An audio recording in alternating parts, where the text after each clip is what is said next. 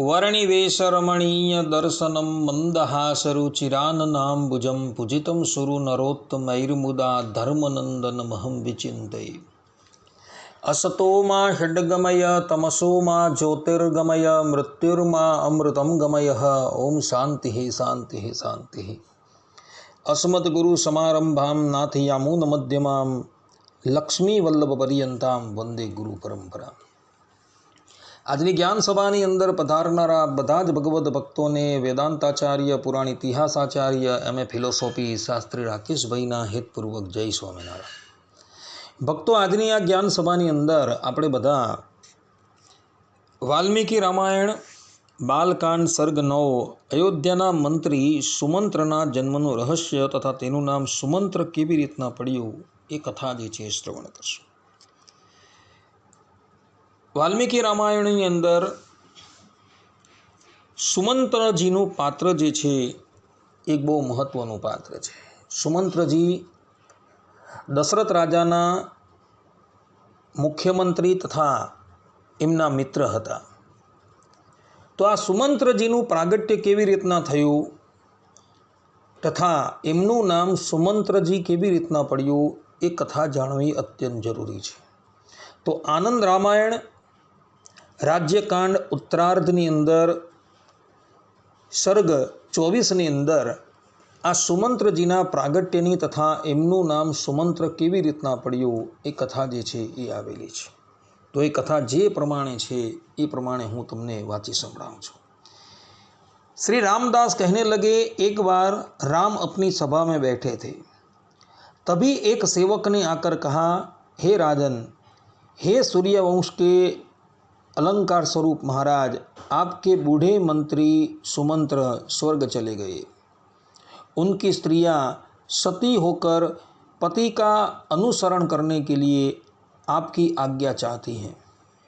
इस प्रकार का संदेश सुनकर राम एक रथ पर सवार होकर सुमंत्र के घर गए।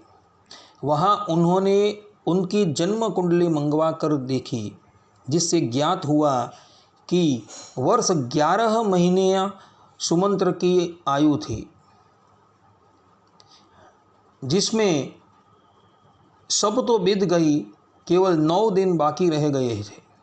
ऐसा जानकर राम ने गुरु वशिष्ठ को बुलाकर उनसे कहा कि सतयुग में मनुष्य की आयुष्य 1,00,000 वर्षों की, द्वापर में 1000 की, कलयुग में 100 वर्ष की तथा त्रेता युग में 10,000 वर्ष की कही गई है। सो यमराज ने मेरे राज्य में मेरा अपमान करके उस नियम का उल्लंघन किया है। ऐसा ज्ञात होता है कि वह मेरे द्वारा दंड पाना चाहते हैं।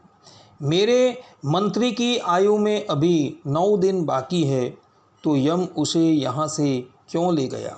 मैं आज यम को बांध कर लाता हूँ और सुमंत्र को जिलाता हूँ। मेरा पराक्रम देखिए। ऐसा कहकर राम गरुड़ पर बैठे और धनुष का टंकार करते हुए यम की संयमिनी पुरी को चल दिए। तब तक रास्ते ही में उन्होंने पासबद्ध सुमंत्र को ले जाते हुए कुछ यमदूतों को देखा। देखते ही राम ने यमदूतों को मारकर लिंग रूपधारी सुमंत्र को छुड़ा लिया। तब यमदूतों ने विनयपूर्वक कहा, हमने आपका क्या अपराध किया है जिसके लिए आपने हमें ऐसा दंड दिया?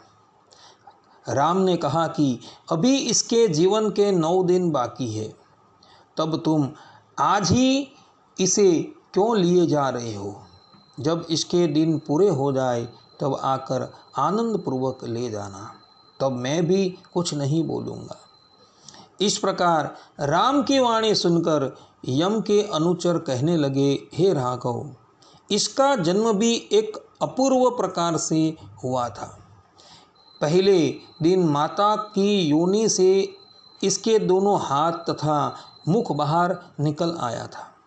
तदंतर 10वें दिन धीरे धीरे इसके और अंग निकले थे।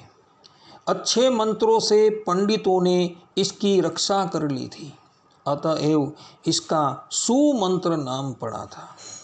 इसके पूर्व दिन से अर्थात जिस दिन इसका हाथ तथा मस्तक बाहर आया, उस दिन से लेकर आज तक में इनकी आयु समाप्त हो गई।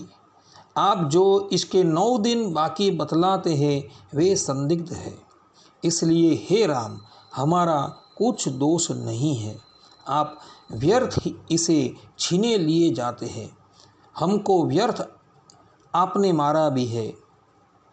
इनकी बात सुनकर यमदूतों से राम ने कहा, हे यमानुचर, वह अंत का दिन अर्थात जिस दिन माता के गर्भ से इसका अच्छी तरह जन्म हुआ है वही जन्म का दिन माना जाएगा। जिस दिन इसके जन्म का उत्सव मनाया गया है वास्तव में वही जन्मदिन है। उसी रोज इसके पिता तथा ज्योतिषों ने इसका जन्म लिखा है, इसलिए अभी इसके 9 दिन बाकी है।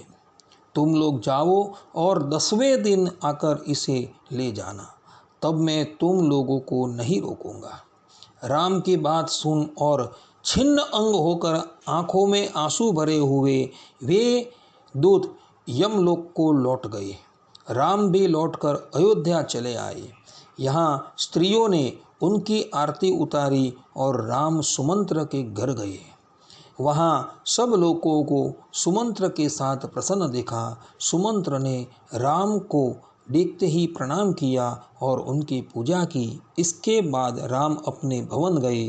तब से सब लोग परम प्रसन्न रहे। आ प्रमाणे भक्तो आनंद रामायणની અંદર સુમંત્રજીના પ્રાગટ્યની કથા જે છે એ જોવા મળે છે। સુમંત્રજીનું પ્રાગટ્ય જે છે એ બહુ જ વિચિત્ર રીતે થયું હતું। જ્યારે સુમંત્રજી પ્રગટ થયા ત્યારે સર્વપ્રથમ એની માતાની યોનિમાંથી એમના 2 હાથ તથા મુખ બહાર નીકળેલું હતું અને ત્યારબાદ 10મા દિવસે ધીરે ધીરે એના બાકીના અંગો જે છે એ નીકળેલા હતા। પંડિતોએ સારા મંત્રોથી એની રક્ષા કરી હતી, એટલે માટે એનું નામ અર્થાત એ બાળકનું નામ સુમંત્ર પડેલું હતું। આ પ્રમાણે ભક્તો સુમંત્રજીના પ્રાગટ્યની કથા તથા એમનું નામ સુમંત્ર કેમ પડેલું તેની કથા આનંદ રામાયણની અંદર જોવા મળે છે। સુમંત્રજી જે છે એ દશરથજીના બાલસખા હતા અને એમના મુખ્યમંત્રી હતા। સુમંત્રજી દશરથજી ગયા પછી પણ ભગવાન શ્રી રામના કાળની અંદર પણ ઘણા વર્ષો પર્યંત બિરાજમાન રહ્યા હતા। રામાયણની અંદર સુમંત્રજીનું પાત્ર જે છે એ બહુ મહત્વનું પાત્ર છે।